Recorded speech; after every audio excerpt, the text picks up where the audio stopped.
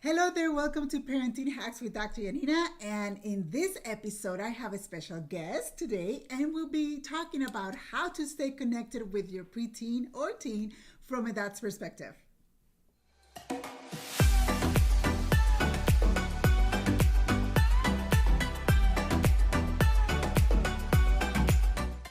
Hey there, welcome back. Thank you so much for tuning in. As always, I am grateful to you for taking the time out of your busy schedule to watch my show. And as you know, in this show, I share one or two hacks for moms so they can stay connected with their preteen and teen and have a closer and stronger relationship with them. But today, I have a special guest, which is my husband, Sergio.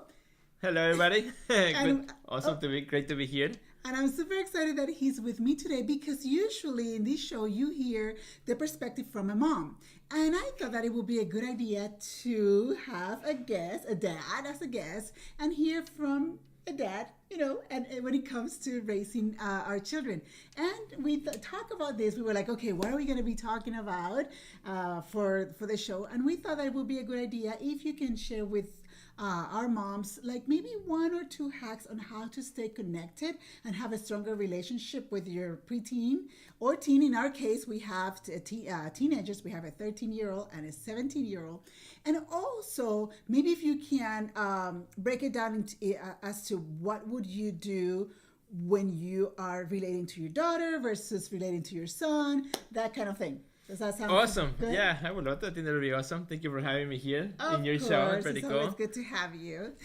So I'm kind of excited because my husband is here. So. I'm very excited as well to be here. So, well, first of all, I think I'll talk a little bit about how I feel like connecting to both. So I think each one is independent and individual, right? As you may have various kids, each one has his unique things that he or she likes and so on. Their own personality. Exactly, their own personality. There are things that they love to do, but there are also, when they are together, I think it's important to kind of create an atmosphere where they all feel safe and welcome.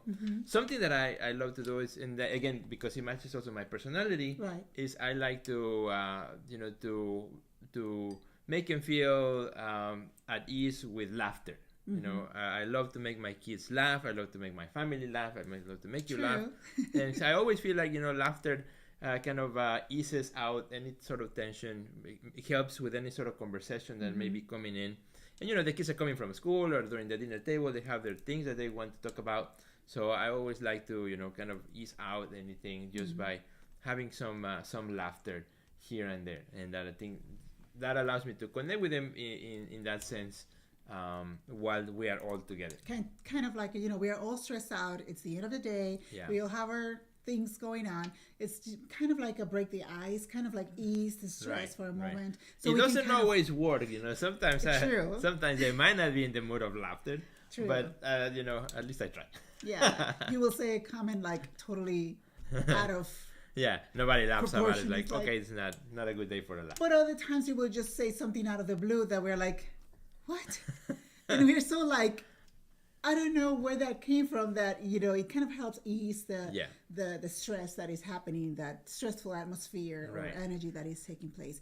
So, so that's one thing. You kind of like, you're very good at that. But then at the same time, you relate to them differently. And one of the things that you do is kind of like, you like to connect with what their passion is. And because there are two different people and they're so different from each other, their passions and interests are different. Do you want to talk a little bit about that and how you do that? So I'll start with Alex, because he's the oldest. So been learning with him a lot since he was young. His interests have changed over time, from playing with Legos to then playing outside to... So I think as a dad is kind of adapting to who they are and who they're becoming slowly. So, for example, one thing that he has loved throughout the years is soccer. So he loves soccer, and so when I can, I play with him.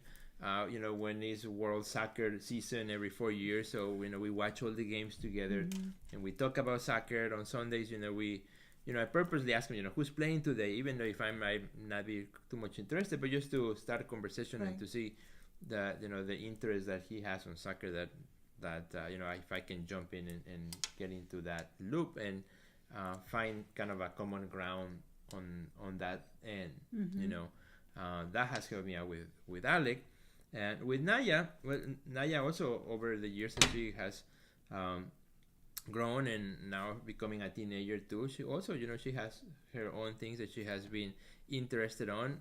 With Naya, for example, she loves music and she loves art. So I'm an artist myself. So, you know, we have that common ground, which is kind of easy for me to connect. You know, she likes to go to Michael's and look at what they have. So I enjoy that too. So, you know, we can go together. Yeah, we can go together and see what's new. Or, in my studio at home, I have a studio.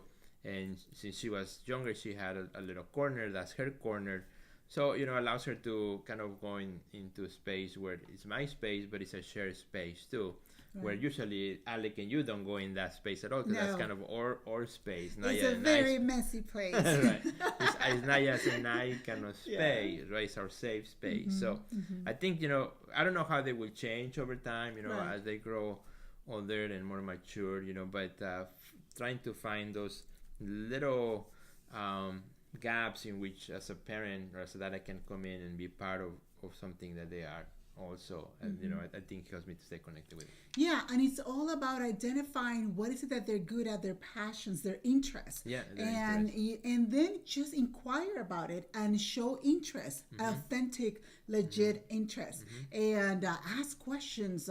Ask them to show you, and spend some time talking about those interests, which is basically what you're doing. So if we're going to kind of sum up the parenting hack that we're sharing this week with you, is to identify those interests, special things that they do, their values, their passions, and show interest, and maybe inquire about it, and maybe like see if there's one of those interests that may match yours in some way or form, so that you have a you know a common ground to work with, because they all have interests that I have no idea, and I'm completely out of the loop, and it's really hard for me to catch up on what's going on sometimes, you know, in music or the stuff that they're listening to. So it's hard for me to kind of get in that get in that gap. But I try to find something that, you know, kind of maybe closer to my own interest to see how we can connect. And ask questions. And those things evolve and change, right? Yeah, awesome. Thank you so much.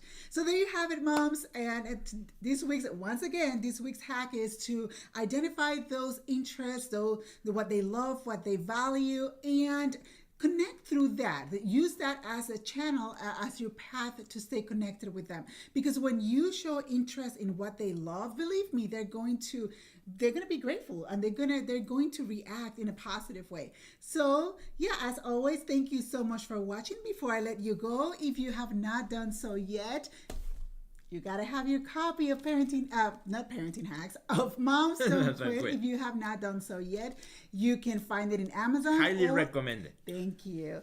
Or your local Barnes & Noble or Barnes & Noble online. And also, if you would like some more tips on how to communicate with your preteen and teens, especially when they're starting to pull away, I invite you to head over to my website at www.dryaninagomez.com, where I have there waiting for you to download a guide with 2 tips to help you stay connected with them, especially when they're pulling away from you, because it happens, especially when they're preteens and teens and they're trying to identify, you know, that independency and becoming themselves. They tend to pull away. So there are ways to stay connected during those circumstances. So head over to my website and get that guide that I have there available for you.